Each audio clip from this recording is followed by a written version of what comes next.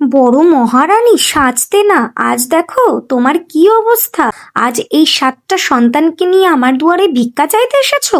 এই একটি মাত্র তিরস্কারী সেই রানীকে বাধ্য করেছিল নিজের 7টি সন্তানকে কুয়োর মধ্যে ফেলে হত্যা করতে, আর শেষে নিজেও সেই কুয়োতে ঝাঁপ দিয়ে প্রাণত্যাগ করতে।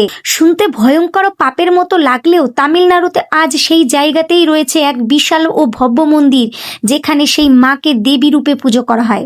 আসলে এমন কি হয়েছিল যে মাতৃত্ব নিজেই হয়ে উঠল মৃত্যুর রূপ? এই কাহিনী তামিলনাড়ুর বিরুধুনগর জেলার অর্জুনপুরম গ্রামে। বাবা মায়ের মৃত্যুর পর দাদা নল্লাম্বি তার ছোট বোন নল্লা থাঙ্গালকে অতি স্নেহ আর যত্নে বড় করছিলেন।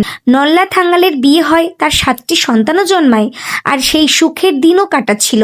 কিন্তু হঠাৎই ভাগ্য নিল ভয়াবহ মোড়। তার স্বামীর মৃত্যু হলো, আর রাজ্যে নেমে এলো এক ভয়ঙ্কর দুর্ভিক্ষ। অনাহারে অর্ধাহারে কাতর নিজের 7টি সন্তানকে বাঁচাতে নল্লা থাঙ্গাল ফিরে এলো তার বাপের বাড়ি দাদার ঘরে। কিন্তু সেই সময় দাদা নল্লাম্বি ব্যবসার কাজে বাইরে গিয়েছিলেন। ঘরে ছিল তার স্ত্রী মুলিয়া নল্লাঙ্কারী, একটি নিষ্ঠুর নারী, যে বোনকে জড়িয়ে ধরার বদলে বাসি খাবার দিল এবং কুটুক্তি ছুড়ে দিল। আরে মহারানী, 100 কোষ হেঁটে ভিক্ষা চাইতে এসেছো? সন্তানদের ক্ষুধা ও তিরস্কার নল্লা থাঙ্গালকে সহ্য সীমা ছাড়িয়ে গেল।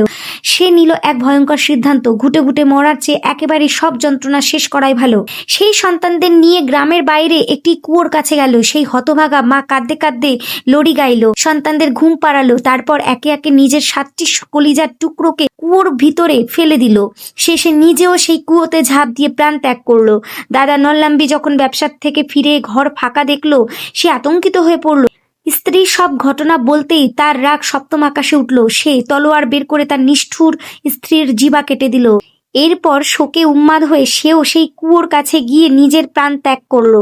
কথিত আছে এই আত্মবলিদানের পরই সেখানে অলৌকিক ঘটনা ঘটে, বৃষ্টি নামে, দুর্ভিক্ষের অবসান হয়।